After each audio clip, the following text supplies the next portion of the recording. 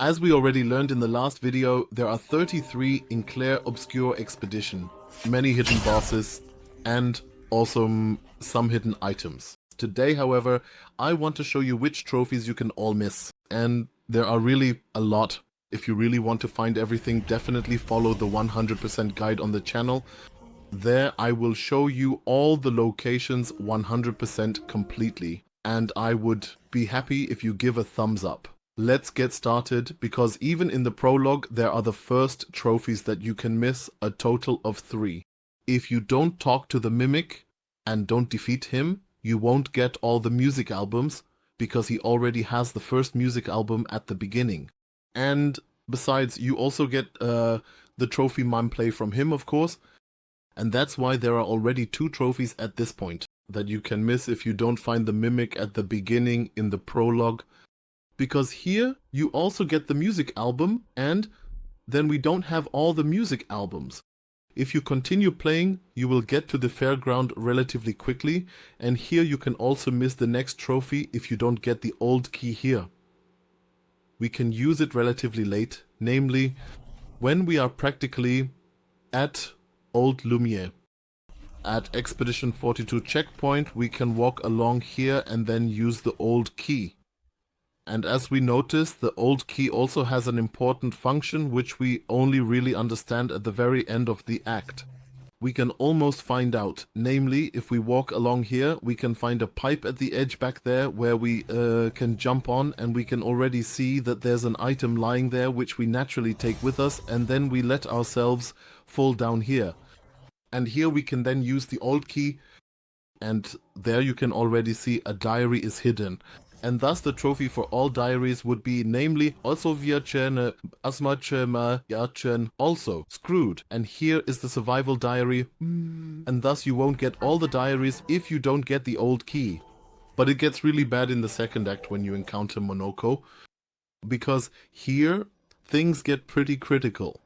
As we learn, Monoco is someone who has a very special skill, because in the tutorial it is explained to us that he likes to eat feet. So if you attack an enemy now, you will see a small symbol above the enemy, and this only appears if Monoco is in your group. When this symbol appears, then the enemy has a foot for Monoco, and with that we can learn new skills from him. What the tutorial doesn't tell us, however, is that these skills are sometimes truly unique and can only be obtained at a certain point. You can also see directly in the menu how many skills there are, and you can somewhat compare it to the enemy skill from Final Fantasy VII, and there we can also essentially adopt the skills of the enemies. Now, there are enemies that are chromatic, and chromatic enemies can only be fought a single time, and after that they disappear from the scene and you can't defeat them anymore after that. This means, conversely, if Monoco is not in the group and you don't get the foot from the chromatic enemy, then you will obviously miss the trophy for all feet. This means, of course, for us that we must always have Monoco in the group if we want to collect all the feet, because often you encounter chromatic enemies, and you can't see whether they have a foot or not. We find this chromatic enemy, for example, here in the second act, specifically here on the left on this small island, here on the small beach area. And there you can find this enemy in the game, for example. Just a little hint, because you absolutely need to defeat him specifically with Monoco, otherwise you won't get the skill. And as mentioned earlier, if you successfully defeat the enemy, he won't appear again, and unfortunately you can't repeat it once more. Additionally, the Will Control trophy is quite difficult to obtain if you don't have good skills with Monoco. And as mentioned, some of these skills can only be obtained once. That's why it's very important that he is in your party, and you should attack these chromatic enemies at least once with Monoco in the group to see if the enemy has a foot or not, so you don't mess up the trophy. Otsibodat.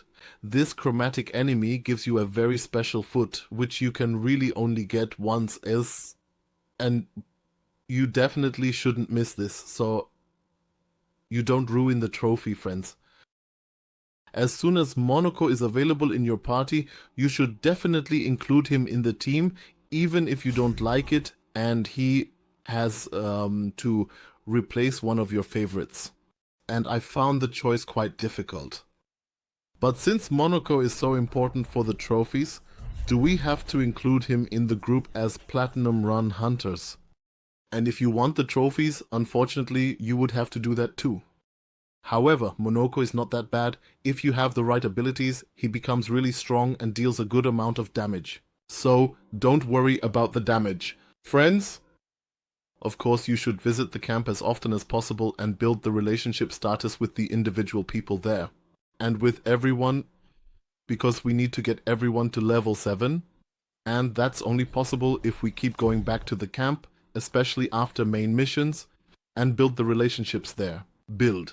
Because if you keep playing the game and don't build the relationships, then at some point it won't be so easy anymore.